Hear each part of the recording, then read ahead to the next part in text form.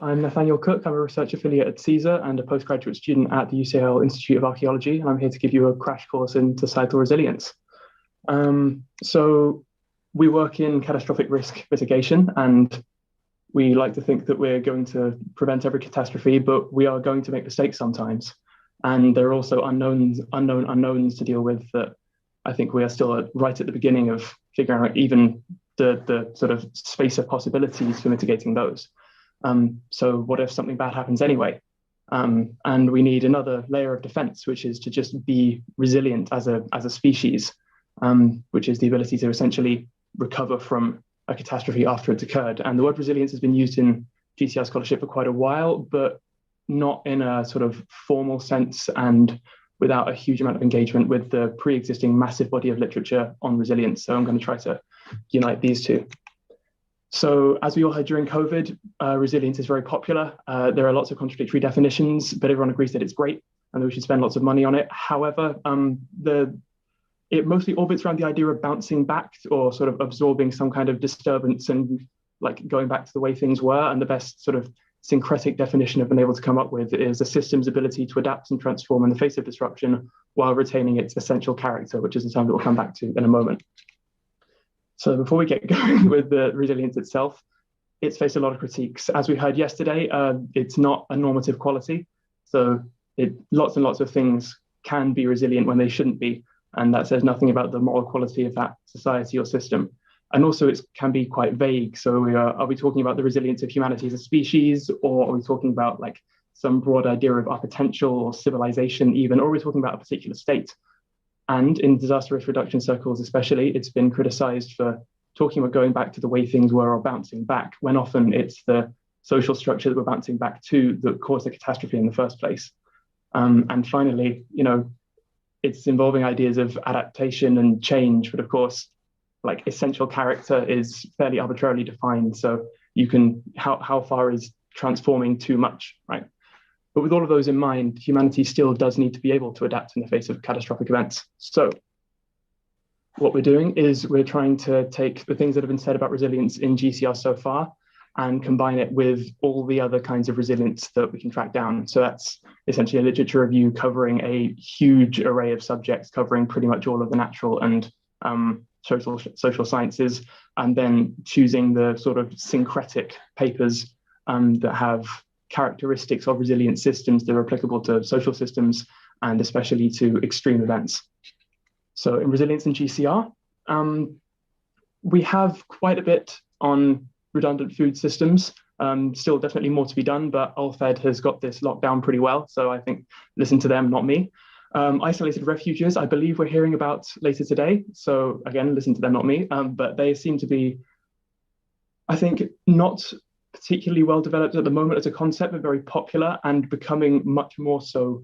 There are ideas of having either isolated islands with self-sufficient populations or sort of proper underground bunkers and that kind of stuff, with the idea being that people can sit in there pretty much isolated from the rest of the world and then be able to at least somewhat repopulate the Earth after an asteroid or nuclear war or anything similar. Then we hear about most in the media is space colonization, which I do think is viable in the long term, perhaps, and it's a good way of making sure that we are genuinely resilient to most things, but it often falls victim to what's called sort of sci-fi reasoning, insofar as you don't start at humanity must become resilient, therefore colonize space. You have, I want to go to space, and it'll save humanity if we go to space. So, come on. So we're trying to avoid that, I suppose, in the meantime. So there are lots and lots of principles of resilient systems. I'm going to choose a few of the big names. So we have redundancies and reserves, and that can be either having food stockpiles or backup systems or sort of tools, especially like specialist components, where like if one particular factory shuts down, there's no other group of people in the world that knows how to make them. So we're having those stored away somehow is a good plan, as well as information. There's a paper with Seth Baum that talks about underground schools and libraries to maintain humanity's shared knowledge after some kind of catastrophic event. Diversity is the first one that gets named in most papers.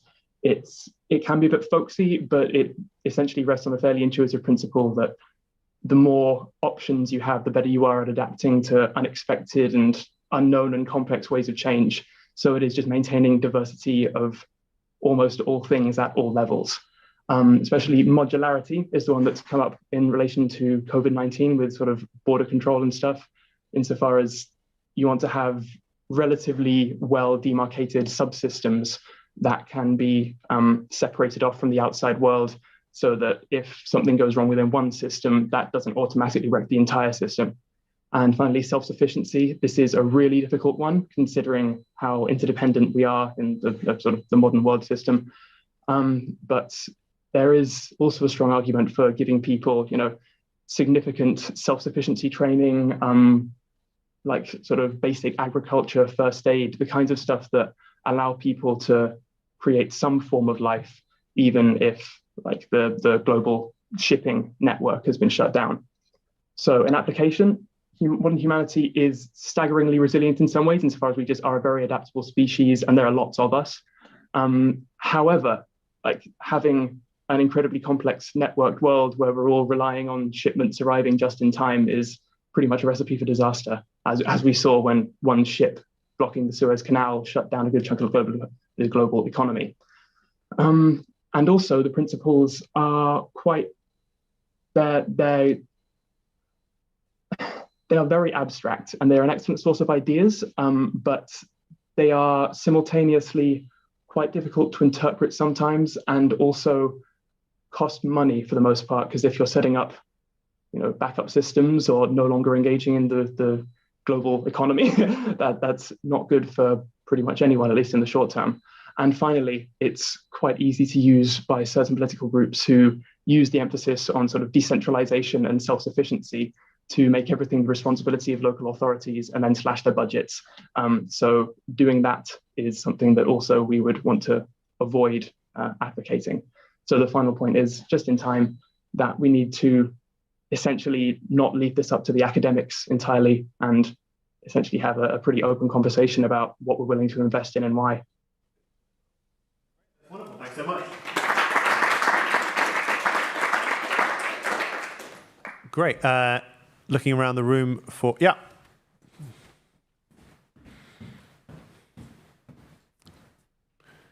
Hi, that was great, thanks. Is it possible to have globalization and resilience? In some senses, yes. I think this does come back to the question of resilience of what to what, and also how much we're willing to pay for it. So I'm sure there is some kind of sense in which we could maintain the globalized world as it stands, at least in the short term, while maintaining sort of food stockpiles and having sort of youth training to make sure that people can do subsistence agriculture, that sort of thing. But for the one thing, you're still maintaining systemic risk in that respect. So you're increasing the frequency and magnitude of catastrophes, which may be worth it in the terms of the sort of economic growth benefits, but that is still a trade-off. And also, there are some things that just are very, very, very difficult to pull off if you are already interconnected politically, because given the choice between spending huge amounts of money on training every single person to, be a part-time subsistence farmer and not doing that, the majority of governments simply won't. So it's possible, but whether or not it will happen in practice remains to be seen.